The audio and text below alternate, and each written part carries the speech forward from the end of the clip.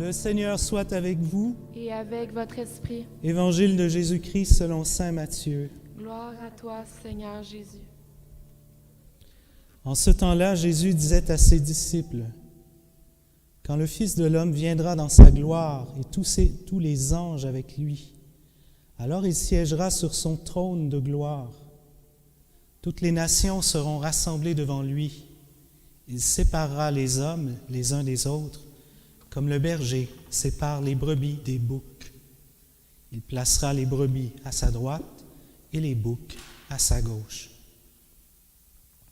Alors le roi dira à ceux qui seront à sa droite, « Venez les bénis de mon Père, recevez en héritage le royaume préparé pour vous depuis la fondation du monde. Car j'avais faim et vous m'avez donné à manger. J'avais soif et vous m'avez donné à boire. J'étais un étranger et vous m'avez accueilli. J'étais nu et vous m'avez habillé. J'étais malade et vous m'avez visité. J'étais en prison et vous êtes venus jusqu'à moi. » Alors les justes lui répondront, « Seigneur, quand est-ce que nous t'avons vu? Tu avais donc faim et nous t'avons nourri. Tu avais soif et nous t'avons donné à boire. Tu étais un étranger et nous t'avons accueilli. Tu étais nu et nous t'avons habillé. Tu étais malade ou en prison. Quand sommes-nous venus jusqu'à toi? » Et le roi leur répondra, « Amen, je vous le dis. Chaque fois que vous l'avez fait à l'un de ces petits de mes frères, c'est à moi que vous l'avez fait. » Alors il dira à ceux qui seront à sa gauche, « Allez-vous-en loin de moi, vous, les maudits, dans le feu éternel préparé pour le diable et ses anges. Car j'avais faim, et vous ne m'avez pas donné à manger. J'avais soif et vous ne m'avez pas donné à boire. J'étais un étranger et vous ne m'avez pas accueilli. J'étais nu et vous ne m'avez pas habillé. J'étais malade et en prison et vous ne m'avez pas visité. » Alors ils répondront eux aussi, « Seigneur, quand avons-nous vu avoir faim, avoir soif, être nus, étrangers, malades ou en prison, sans nous mettre à ton service? » Il leur répondra, « Amen, je vous le dis. Chaque fois que vous ne l'avez pas fait à l'un de ces petits, c'est à moi que vous ne l'avez pas fait. » Et ils s'en iront, ceux-ci, au châtiment éternel, et les justes à la vie éternelle. Acclamons la parole de Dieu. Louange à toi, Seigneur Jésus.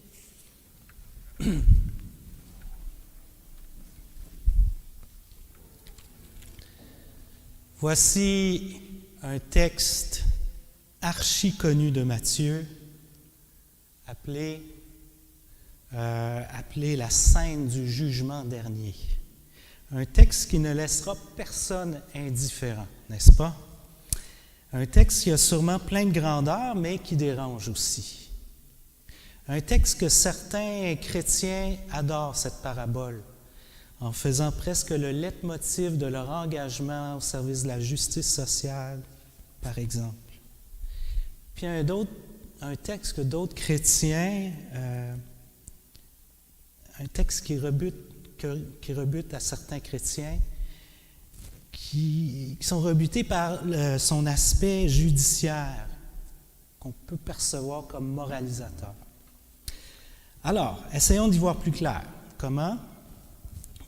Premièrement, replacer cette parabole dans son contexte juif. Je vais la replacer dans le contexte de l'Évangile de Matthieu. Et enfin, on va essayer d'en dégager ce qu'il peut interpeller chez nous, chrétiens d'aujourd'hui. Commençons par le contexte juif. Jésus, même s'il apporte des avancées puis des nouveautés par rapport au judaïsme de son temps, il reste qu'il est juif lui-même puis il est profondément influencé par sa culture juive et biblique. Or, dans le judaïsme, notamment dans la tradition prophétique de l'Ancien Testament, on a la notion d'un jour du jugement dernier. Ça existe On attend le jour de Dieu chez plusieurs prophètes. Un jour qui va faire le ménage, qui va brasser pas mal. On parle même de ce jour comme un jour de colère, un jour de jugement universel.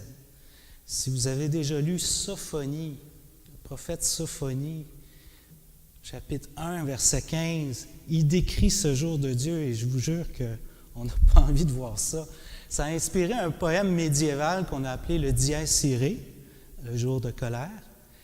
Puis imaginez qu'avant la réforme liturgique de Vatican II, on avait ce chant du Dies Irae à chaque funéraille. Heureusement que c'était en latin. Les gens ne comprenaient pas trop, mais au jour des funérailles, ça a de quoi terroriser. Alors, mais remarquez que, évidemment, Jésus, dans sa culture juive, croit à un jour du jugement dernier, mais il l'adoucit pas mal. Il prend, pour parler dans cette parabole du jugement dernier, des images très bucoliques, pastorales, puis il dit « quand le Fils de l'homme viendra », il ne parle pas de jour de colère, « quand le Fils de l'homme viendra ». Puis là, il prend les images pastorales d'un berger avec des brebis. Bref, c'est adouci. Mais il reste qu'on conserve l'idée d'un tri, d'un jugement. Ici, du côté, les brebis à droite, les chèvres, les boucs à gauche. 2 destinations finales. Et voilà ce qui nous dérange. Ah oui, bon. Et voilà ce qui nous dérange peut-être, mais encore dans le contexte juif, cette parabole de Jésus, c'est une manière très, très rabbinique et très biblique de prêcher. C'est ce qu'on appelle la prédication des 2 voies, où tu choisis un chemin ou tu choisis l'autre, puis il n'y a pas d'entre-deux. C'est une technique rabbinique très efficace de prédication parce que l'auditeur là, qui écoute ça, il est obligé de se situer dans sa tête. Sur quel chemin je suis, moi? Est-ce que je suis à droite? Est-ce que je suis à gauche? Ah, c'est vrai. J'ai déjà aidé mon prochain, j'ai déjà donné à manger, peut-être que je suis à droite finalement. Mais là, tu te mets à penser, j'ai bien souvent omis, j'ai détourné le regard, je ne suis pas venu en aide à celui qui me demandait, je suis peut-être à gauche. Vous voyez que c'est efficace comme technique. On est obligé de se situer, de faire des prises de conscience. Alors, il ne faut pas reprocher à Jésus de prêcher comme un juif. Si vous lisez le psaume 1er de la Bible, c'est un bel exemple d'une prédication ou du thème des 2 voies. Vous lirez ça dans votre Bible. Si je replace ma parabole dans le contexte de l'Évangile de Matthieu maintenant, pas trop vite. Cette fresque, cette parabole qu'on vient d'entendre, elle vient comme une synthèse ou une récapitulation imagée de l'ensemble de l'Évangile de Matthieu. Tout l'Évangile de Matthieu nous invite au service concret du prochain. Si vous relisez au début de Matthieu le sermon sur la montagne, on va entendre des choses « aime jusqu'à tes ennemis »,« pardonne », tout ce que tu voudrais qu'on fasse pour toi, fais-le pour les autres. Donc, il n'y a rien de surprenant quand on est venu à lire tout l'Évangile de Matthieu. Cet appel concret à la charité et au service, il est là dans tout l'Évangile. Donc, une grande récapitulation imagique de l'ensemble de son Évangile. Et puis, c'est une fresque qui clôt ce qu'on pourrait appeler les chapitres 24 et 25 qui forment l'Apocalypse de Matthieu, où Jésus a des discours apocalyptiques, mais où il nous sert des paraboles de vigilance. On en lit depuis quelques dimanches, parce qu'on est dans ces chapitres de l'Apocalypse de Matthieu. Alors, c'est la grande image finale sur le thème de la vigilance. Donc, on n'a pas à se croiser les bras en attendant le retour du Christ. Une fois qu'on comprend tout ça, pour nous, aujourd'hui, comment recevoir cette parabole, cet évangile? Je dirais 3 choses. Il y a peut-être 2 écueils à éviter pour interpréter cette parabole. Il ne faut surtout pas isoler cette parabole du reste des évangiles. Et finalement, je pense qu'on peut dégager le message principal de cet évangile d'aujourd'hui. 2 écueils à éviter.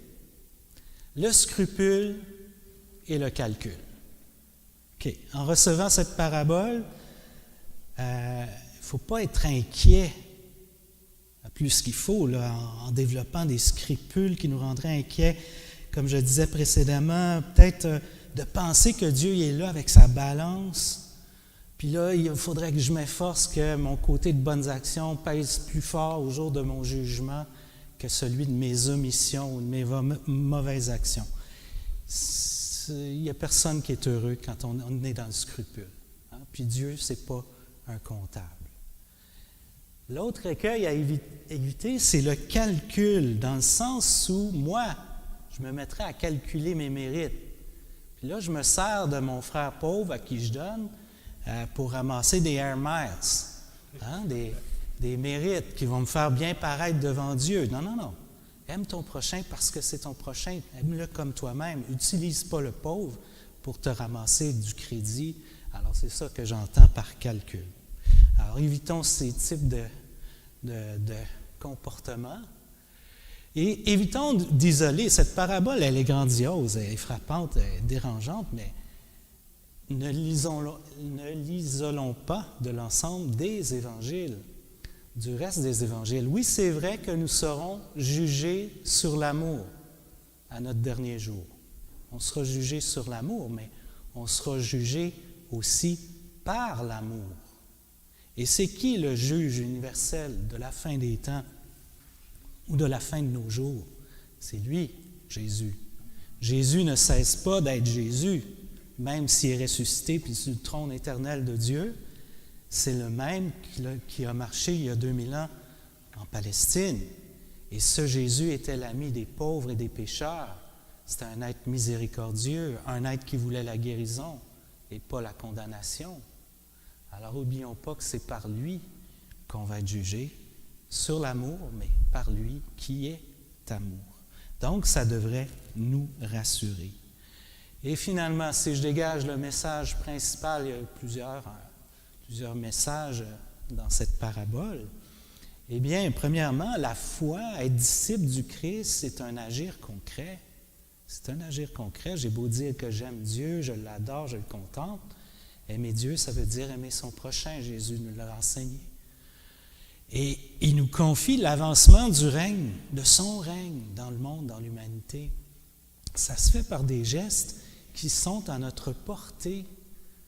Donner à manger, donner à boire, donner des vêtements, visiter quelqu'un de malade, c'est tous des gestes qui sont à notre portée, mais qui font véritablement avancer le royaume de Dieu. Et finalement, ce que tu as fait au plus petit de mes frères, c'est à moi que tu l'as fait. Ça dit combien est profonde la solidarité que Dieu a avec le nécessiteux, le malheureux de ce monde. Alors, essayons de retenir le message principal, essayons de prendre conscience qu'on est appelé à faire avancer le royaume par des gestes concrets mais simples. Et ça, c'est de laisser le Christ toujours davantage régner en nous. C'est la grâce que je nous souhaite. Amen.